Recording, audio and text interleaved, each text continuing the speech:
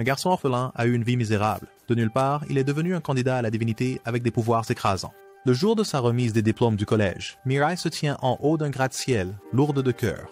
Il dit qu'il voulait être heureux, mais l'obscurité en lui a éteint toute la lumière. Soudainement, il décide qu'il lui manque le sol et décide de l'étreindre, mais il est attrapé par un ange. Elle se présente comme Nas et explique que sa mission est de le rendre heureux. Mais Mirai a déjà perdu tout espoir, écrasé sous le poids des décès de ses parents et de ses jeunes frères dans un accident de voiture. Et les abus qu'il a subis de sa tante, oncle, Bass lui a donné une lueur d'espoir. Mais Maria toujours était... incertain s'il pourrait un jour retrouver le bonheur. Nas lui a alors dit de choisir l'un des deux. Des ailes, où il peut enfin devenir libre, ou des flèches d'ange, qui peuvent être utilisées pour faire tomber amoureux de lui n'importe qui il veut. Mais il était déterminé à avoir les deux. À sa grande surprise, Nas a immédiatement accepté, lançant des anneaux magiques sur les bras et le cou de Mirai. Ces anneaux spéciaux étaient invisibles pour la plupart des humains, et seuls ceux qui ont été bénis par un autre ange peuvent les voir. Mirai a eu la chance de pratiquer ses compétences en vol, et a trouvé cela incroyablement agréable. Il était tellement ému qu'il a versé des larmes de joie. Mais ensuite, l'ange a suggéré quelque chose qui l'a surpris. Utilisant les ailes et les flèches pour échapper à des situations dangereuses et manipuler les gens à son avantage. Mais je ne pouvais pas y croire, pensant que l'ange ressemblait plus à un démon qu'à un ange. L'ange n'était pas d'accord, affirmant que les vrais démons étaient dans le cœur des humains. Le même genre de démon qui résidait chez la tante et l'oncle de Mirai. Alors que l'incrédulité s'estompe lorsque l'ange révèle la vérité sombre. Sa tante et son oncle sont ceux qui ont prévu de tuer ses parents et son frère et avaient comploté pour faire croire à un accident afin d'éviter d'être accusés. Le monde de Maria est chamboulé, mais Nas suggère qu'il utilise les flèches pour confronter sa tante et son oncle. Varé atteint rapidement sa maison et, avec une détermination de fer, tire sur sa tante avec la flèche rouge. Soudain, sa tante tombe éperdument amoureuse de lui et répond à toutes ses questions sincèrement. Elle admet finalement qu'elle et son mari ont tué la famille de Mirai parce qu'ils étaient riches. Juste à ce moment, l'oncle de Mirai arrive et une bagarre éclate entre mari et femme. Pendant que les deux se battent, Mirai est envahi de joie. Puissant souvenir de la mort de sa famille, Mirai tombe au sol et déclare que sa tante et son oncle auraient dû être ceux à rencontrer leur fin. Les mots, la tante de Mirai est submergée par le chagrin et se perce le cou en acte de pénitence. Assis dans une mare de sang, son esprit revenant aux souvenirs de son enfance. Il se souvient du jour où il a fièrement montré son dessin familial à sa mère. Elle lui a souri avec une telle tendresse, murmurant que tout le monde a le droit de rechercher son propre bonheur et que Mirai devrait aller trouver le sien aussi. 2 jours plus tard, Mirai se retrouve dans une chambre d'hôtel. Nas est inquiet que Mirai n'ait pas utilisé ses ailes ou sa flèche depuis qu'il a tiré sur un directeur d'hôtel pour obtenir une chambre gratuitement, libre. Elle dit que l'oncle de Mirai pense que sa tante s'est suicidée par regret et Mirai devrait aussi s'occuper de lui. Mais Mirai veut seulement trouver le bonheur ordinaire. Il ne se contentera de rien qui implique de voler ou de manipuler quelqu'un. Mirai a été surpris quand Ness lui a dit qu'il pouvait tuer pour de l'argent. Il ne voulait voir aucun sang et n'était pas sûr de pouvoir le faire. Mais Nas avait quelque chose de spécial à lui montrer, la flèche blanche. Flèche. Cette flèche magique pouvait supprimer la cible sans effusion de sang. Das a ensuite révélé à Mirai qu'il était un candidat à Dieu. Apparemment, Dieu s'affaiblissait, alors il a rassemblé 13 anges pour une mission spéciale. Il a dit qu'il avait fait de son mieux pour rendre le monde meilleur pour les humains, mais il était temps pour lui de céder son trône. Rome. On a demandé aux anges de choisir chacun un humain à guider à travers une bataille royale épique pour décider qui deviendrait le nouveau dieu. Dieu. Maria réfléchissait à l'existence des candidats à Dieu et ne savait pas s'il voulait devenir prêtre. Nas a expliqué que devenir un candidat à Dieu lui donnerait un accès gratuit aux ailes et aux flèches et conduirait à un plus grand bonheur. Ouji a réfléchi et a décidé qu'il n'avait aucune intention de devenir un dieu. Mais ensuite, il a accepté d'utiliser ses pouvoirs en tant que candidat à Dieu pour livrer son oncle à la police. Varey a allumé la télévision et a été choqué de voir un ange à l'écran. Bass a tout de suite réalisé que la présence de l'ange devait signifier que Tanma, l'homme interviewé, était un candidat à Dieu.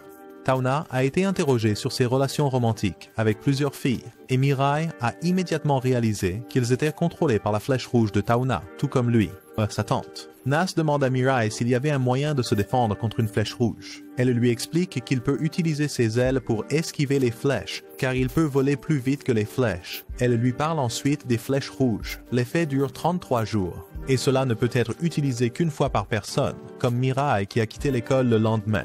Il a été légèrement surpris de voir les nouvelles sur la mort de Tauna. Ness était choqué et se demandait silencieusement si c'était un meurtre. Les deux ont décidé de faire une pause et d'aller faire du shopping pour l'école. Mais leurs plans ont rapidement changé lorsqu'ils sont tombés sur la scène d'un vol de banque. Soudain, une silhouette mécanique descendit du ciel. Mirai leva les yeux et vit un homme dans une combinaison mécanique, avec des ailes comme un ange, et réalisa qu'il devait être un autre candidat à Dieu. La figure, se nommant Metropolis, a commencé à voler et à tirer sur les policiers avec des flèches rouges, les convainquant qu'il était un héros de la justice. Il a ensuite tiré sur les criminels avec une flèche rouge, exigeant qu'ils se rendent. Mais son avion a été arrêté alors qu'un autre criminel tirait un coup de feu sur lui. Cependant, Metropolitan était trop rapide et a riposté avec une flèche blanche, le tuant. En le tuant, Metropolitan est interviewé et révèle qu'il a deux objectifs, apporter la paix dans le monde et trouver et éliminer les 11 derniers candidats à la divinité. Mirai, effrayé par la perspective du plan de Métropolemon, il supplie désespérément Nas de retirer ses flèches et ses ailes pour qu'il ne soit plus un candidat à la divinité, mais Nas le rejette, révélant que leur retrait le tuerait. La NASA explique que les anges ont un système de classement spécial. Les humains avec les anges de rang spécial obtiennent à la fois des flèches rouges et blanches, ainsi que des ailes. Ceux de haut rang obtiendront des flèches rouges et des ailes. Et ceux avec des anges de bas rang n'ont que des flèches rouges ou des ailes. Cependant, les rangs peuvent changer, car les anges peuvent être promus ou rétrogradés à tout moment. Mirai était un peu anxieux le jour où il devait aller à l'école, mais il avait décidé que rester enfermé à la maison ne lui apporterait pas le bonheur qu'il recherchait. Maria est arrivé à son école et a été surpris par ce qu'il a vu, un ange flottant au-dessus de la cour. En prenant une grande respiration, il a essayé de se mêler aux autres étudiants. Il fut soudainement pris de court lorsque l'ange se déplaça juste devant lui et plongea son regard dans ses yeux. L'ange savait que la réaction de Mirai signifiait qu'il était un candidat potentiel à la divinité. Il a informé Mirai que son candidat fréquentait la même école et se tenait juste derrière lui. Mirai s'est retourné pour voir son ami d'enfance et son coup de cœur. Saki se tenant derrière lui, avant même que Mirai puisse réagir, Saki a tiré une flèche rouge directement sur lui. Il pensait que la flèche ne pouvait pas l'affecter parce qu'il aimait déjà Saki. Cependant, la flèche de l'amour surpasse ses sentiments et le fait avouer son amour pour elle. Saki a ensuite demandé à Mirai de voler jusqu'à sa maison avec ses ailes et de l'attendre pendant qu'elle assistait à la cérémonie d'ouverture de leur lycée. J'attendais patiemment le retour de Seki et quand elle a finalement fait la fête, son ange de rang inférieur était choqué de découvrir que Saki possède un ange de rang spécial. Revel pense alors à utiliser les pouvoirs de Mirai pour protéger Saki, qui n'a qu'une flèche rouge. Saki reçoit une notification sur son téléphone mentionnant que Metropolim s'adresse à nouveau à la télévision. Revel a essayé de manipuler Mirai pour attaquer Metropolemon en suggérant qu'il pourrait être un danger pour Saki, mais Nas est intervenu et a arrêté Revel. Revel a ensuite essayé de trouver un moyen de manipuler Ness, mais Ness avait une longueur d'avance et a révélé que si Mirai réussit à tuer Metropolemon, Saki obtiendrait ses ailes. Saki et Mirai décident de faire équipe et ils commencent à vivre ensemble. Ailleurs, Metropolitan a arrêté une poursuite policière avec sa flèche rouge et a forcé le criminel à se rendre. En rentrant chez lui, il était en colère que aucun des autres candidats à Dieu n'avait même essayé de le défier. Son ange lui a dit que les autres candidats avaient peur d'être tués par Metropolitan. Lui donne le plan pour dessiner la souris. 33 jours après avoir été touché par la flèche de Saki, Mirai était enfin libre de ses effets. Revel a remarqué que Mirai avait encore des sentiments pour elle. Mirai était reconnaissant d'avoir eu l'occasion de dire à Saki ce qu'il ressentait. Il était soulagé de pouvoir passer du temps avec elle, et ensemble, ils ont décidé de mettre fin à Metropolitan et de trouver le bonheur. Mais à ce moment-là, des notifications concernant Metropolitan ont commencé à apparaître. Maria et Saki, avec leurs anges, était en train de regarder la retransmission télévisée lorsque soudain Metropolitan annonça qu'il voulait inviter les 11 candidats dieux restants pour discuter d'une trêve avec lui. Il a dit qu'il pourrait se cacher parmi la foule de spectateurs s'il voulait rester anonyme. 2 jours plus tard, ils arrivèrent au stade et étaient prêts à rencontrer Metropolitan, où je levais les yeux vers le ciel et repérais 3 anges flottant au-dessus du stade. Saki l'a averti de ne pas regarder, mais Mirai lui a assuré qu'il regardait seulement les hélicoptères qui survolaient l'espace, pas les anges. Soudain, Metropolitan est apparu au milieu du stade. Puis, 2 figures mystérieuses, habillées comme des super-héros avec des ailes et des flèches rouges, ont jailli de la foule de manière inattendue. Blue a tenté de tirer sur Metropolitan avec sa flèche rouge, mais rien ne s'est passé. Blue prend le micro et exige que le vrai Metropolemon se montre. Tout le monde retient son souffle, se demandant ce qui va se passer ensuite. Soudainement, Metropolitan apparaît sur le Jumbotron du stade. Il avoue que la figure dans le stade est un faux et a été touché par sa flèche rouge. Les 2 héros en herbe décident d'emmener le leur avec eux pour pouvoir l'interroger. Mais ils ont été arrêtés par l'apparition surprise de Chiyo, une jeune candidate à la déité. La jeune fille les a suppliés de l'emmener. Pourrait bouger. Metropolitan est soudainement apparu derrière elle et l'a abattue avec sa flèche rouge. En un clin d'œil, il avait disparu avec elle. Le groupe était choqué en voyant Metropolitan apparaître sur le Jumbotron avec la jeune fille. Il n'était pas content. Il les a avertis qu'ils devaient partir, ou sinon il les tuerait tous. Après tout, Bleu et Jaune étaient désespérés. Bleu s'est tourné vers le public et a demandé si d'autres candidats à la divinité se joindraient à eux. Soudain, deux figures mystérieuses sont sorties de la foule et ont proposé de les accompagner. Je jure que ces gars veulent être Power Rangers. Bleu a visé et tiré sa flèche, perçant les deux nouveaux venus. Jaune est resté vigilant et ils sont tous les quatre retournés au centre du stade.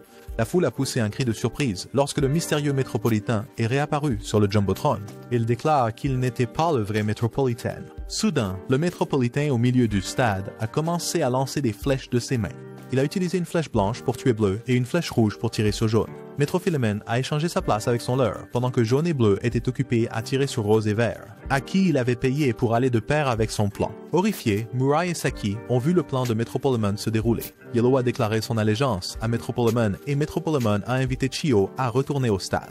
Lui, signalant le début de la deuxième étape de son plan, le métropolitain a révélé une paire de menottes et a ordonné pour attacher. Autour de ses poignets, il s'est attaché à Chio, les deux étant sécurisés à la rambarde. Métropolitain a tiré la flèche blanche et Jaune était fini. Caché dans la foule, Mirai était rempli d'anxiété. Il était confronté à une décision difficile. Devrait-il viser avec sa flèche rouge et attaquer la métropole? Ou attendez simplement de voir. Soudain, une figure encapuchonnée mystérieuse a pris une photo de Mirai et Saki ensemble. C'est alors que l'ange de Chio a supplié Métropolémon d'arrêter. Mais à la grande déception de l'ange, Métropolémon a refusé et lui a ordonné de demander de l'aide. Jami, sans hésitation, obéit et avec Chio, a crié aux autres candidats dieux de venir à leur aide. Mirai a essayé d'intervenir, mais a été rapidement arrêté par Ness, qui flottait au-dessus de Métropolémon. Nas a clairement indiqué qu'après avoir tué tant de personnes, il ne pouvait pas utiliser Chio pour trouver d'autres candidats. Sans une seconde d'hésitation, Métropolémon a utilisé la flèche blanche pour la tuer, rappelant à tous sa mission d'éliminer tous les candidats du concours pour devenir des dieux. Mais Ness dit qu'elle et son partenaire se fichent de devenir dieux. Tout ce qu'elle veut, c'est que son partenaire devienne enfin heureux. Elle a adressé un avertissement à Métropolitan.